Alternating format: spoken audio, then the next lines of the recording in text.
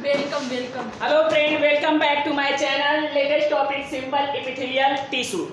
तो आज इस टॉपिक में हम डिस्कस करेंगे कि सिंपल एपिथेलियल टिश्यू की जनरल पॉइंट होती क्या है, वो क्या कहाँ पे वर्क करती है, ये सारा चीज इस टॉपिक में हम डिस्कस करेंगे। तो इस टॉपिक को स्टार्ट करने से पहले हम आपको बताना चाहेंगे कि ये सिंपल एपिथेलियल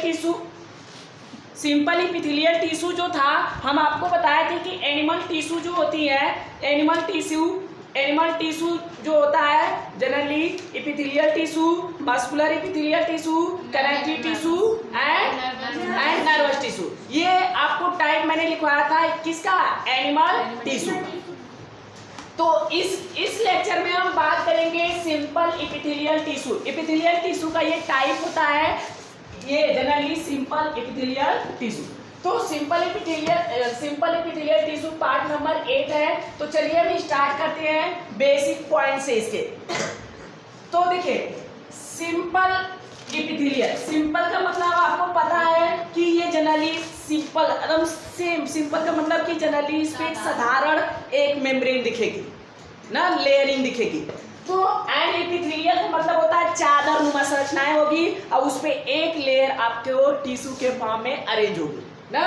तो सिंपल एपिथेलियल टिश्यू तो बोल ही रहा है कि single layer of cell present on basement membrane. तो ये पॉइंट देखिए इंपॉर्टेंट है और सबसे बेसिक पॉइंट है किसका, सिंपल एपिथेलियल टिश्यू का।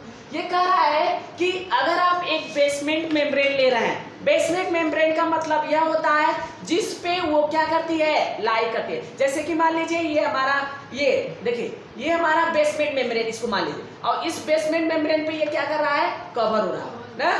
तो इस पे ये क्या किया, ग्रो किया ना इस पे। तो यहाँ पे बेसमेंट मेम्ब्रेन का मतलब यह हुआ कि वह सरफेस जहाँ पे सेल क्या होती है, अरेंज होती है ना। और एक सिंगल लेयर में, कितने लेयर में, सिंगल लेयर। सिंगल का मतलब ये हुआ कि ये आपका बेसमेंट मेम्ब्रेन है और इस पे एक क्या है, सिंगल लेयर। देखो ये सिंगल लेयर है, 1 2 3 4 5, इसलिए ऐसे सिंगल। डबल का मतलब ये हुआ कि यहाँ से डबल हो जाएगा, तो ऐसा कैसे नहीं होता, ये सिंगल लेयर होती है। क्या होता है, सिंगल। तो इसीलिए इसे सिंपल कहा जाता है, मतलब साधारणतः। अभी आपको आगे पता चल जाएगा ना कि यहाँ पे सिंपल का मतलब क्या है। एपिथेलियल टिश्यू 2 प्रकार के होते हैं ना, एक आपका सिंपल एपिथेलियल टिश्यू, दूसरा आपका कंपाउंड एपिथेलियल टिश्यू। तो सिंपल और जो कंपाउंड है ना, वो आपके लेयरिंग के आधार पे ही डिवीजन किया गया है। किसके आधार पे, लेयरिंग के आधार पे। लेयरिंग का मतलब यह हुआ कि जो आपके बेसमेंट मेम्ब्रेन होते हैं उस पे कितने लेयर सेल्स के हैं। तो यहाँ पे अगर एक सेल दिखाई दे, कितनी सेल दिखाई दे, एक सेल दिखाई दे, तो उसको हम क्या बोलेंगे, सिंपल एपिथेलियल टिश्यू ना। अगर एक से सजी ज्यादा दिखाई दे, तो 2 या 2 से अधिक दिखाई दे, तो उसको हम क्या बोलेंगे, कंपाउंड एपिथेलियल। वो कंपाउंड एपिथेलियल टिश्यू की तुलना में ये जो सिंपल एपिथेलियल टिश्यू होगी ये पतली होगी। क्या होगी, पतली। मैंने आपको बहुत इंपॉर्टेंट वर्क लिखवाया था एपिथेलियल टिश्यू का कि एपिथेलियल टिश्यू का मेन फंक्शन होता है कवरिंग एंड लाइनिंग। कवरिंग का मतलब ये होता है उसको बाहरी लेयर से कवर करना, उसे सुरक्षा प्रदान करना। तो सुरक्षा कौन प्रदान करता है, जो अमीर होता है वही ना, जो मजबूत होता है वही ना सुरक्षा प्रदान करता है। मान लीजिए आपके कोई गार्ड, मान लीजिए आपको कह दिया जाए कि इनको सुरक्षा प्रदान करना है, तो आप अपने से मजबूत लाकर रखेंगे ना, ताकि वो हमारी क्या कर सके, सुरक्षा कर सके। जैसे कि देखो, जैसे कि मान लीजिए प्रधानमंत्री है, मुख्यमंत्री है, तो क्या प्रधानमंत्री के पीछे देखोगे तो पूरा एकदम हैकड़ आदमी लगे रहते ना पीछे। क्योंकि अगर उन पे किसी भी प्रकार का आपत्ति या दिक्कत आए तो उस पे क्या कर सके, वो लड़ सके। तो यहाँ पे भी देखो सिंपल का मतलब यह हुआ कि ये एक लेयर में होगी ना, सिंगल लेयर में। तो तुम्हें नहीं लग रहा है क्या ये प्रोटेक्शन में पार्टिसिपेट करेगी, नहीं करेगी। प्रोटेक्शन का मतलब क्या होता है, सुरक्षा। और ये बेचारी सुरक्षा लायक तो है नहीं, ये क्या है, सिंगल लेयर। तो ये ओनली फॉर ये ओनली फॉर ये लाइनिंग में पार्टिसिपेट करती है। किस में पार्टिसिपेट करती है? लाइनिंग में पार्टिसिपेट करती है। तो लाइनिंग में, हाँ लाइनिंग में पार्टिसिपेट करती है। और वो जो कंपाउंड वाला होता है वो कंपाउंड में 2 या 2 से अधिक लेयर होता है। और 2 से 2 जब अधिक लेयर होता है तो ये कैसी चादर दिखेगी? मोटी चादर दिखेगी। अब मोटी चादर का आपको पता है कि कहीं भी अगर मोटी चादर है तो उसको प्रोटेक्शन में काफी इंपॉर्टेंट वर्क करेगा ना। तो उसीलिए कंपाउंड एपिथेलियल टिश्यू आपके किस में पार्टिसिपेट करती है? प्रोटेक्शन में। अगर आपको क्वेश्चन पूछेगा कि सिंपल एपिथेलियल टिश्यू क्या प्रोटेक्शन में पार्टिसिपेट करती है?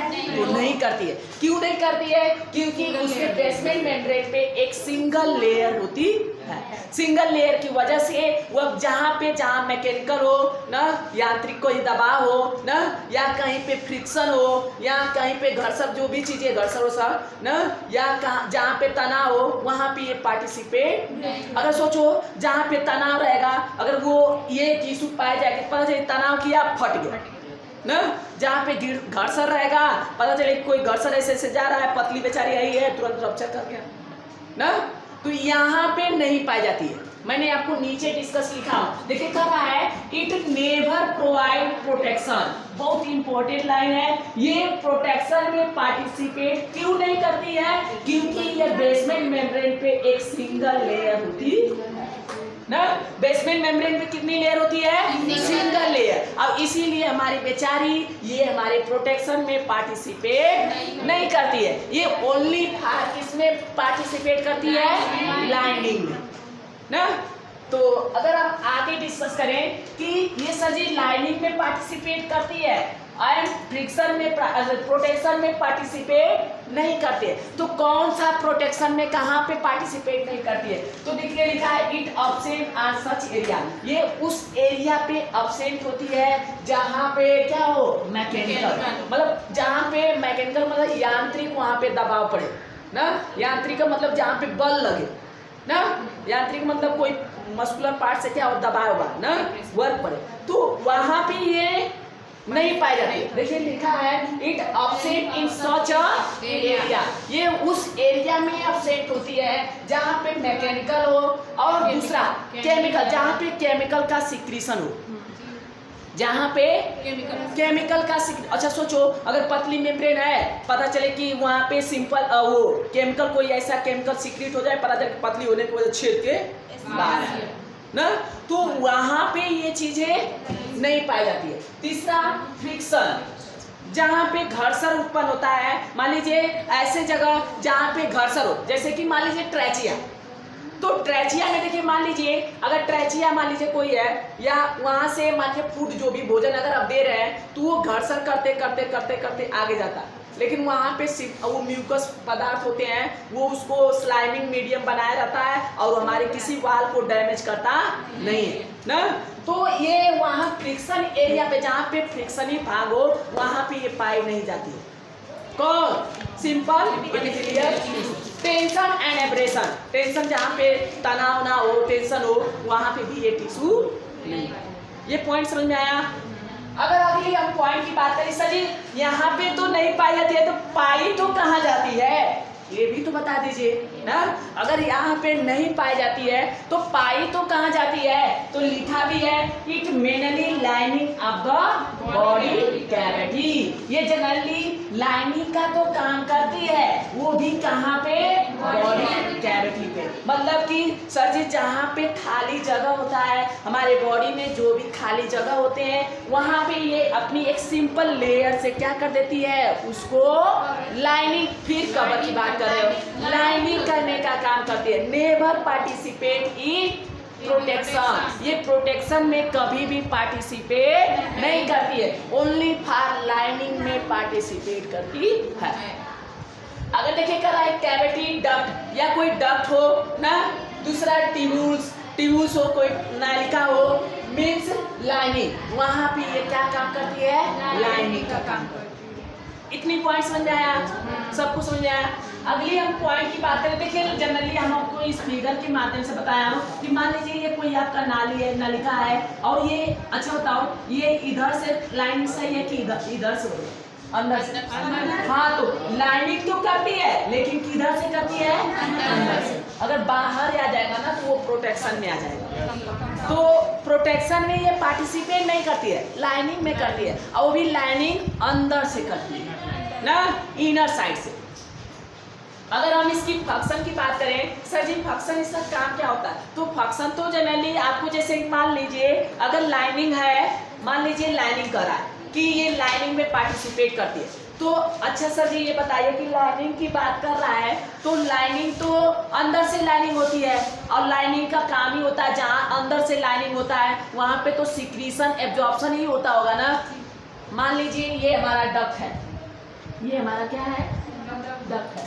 तो डक्ट है, तो डक्ट है मान लीजिए, या हमारा ऐसे समझ लो, ये हमारा मान लीजिए कोई, यहाँ ये डक्ट है, मान लीजिए डक्ट है, तो डक्ट है, तो इसके अंदर से ये मान लीजिए लाइनिंग कर दिया, तो ये लाइनिंग कर दिया तो अंदर से कुछ पदार्थ सिक्रीशन होता है ना, जैसे कि सिक्रीशन में कोई ऐसा हार्मोन ना, या एंजाइम या ना, ये सब सिक्रीशन होते हैं ना।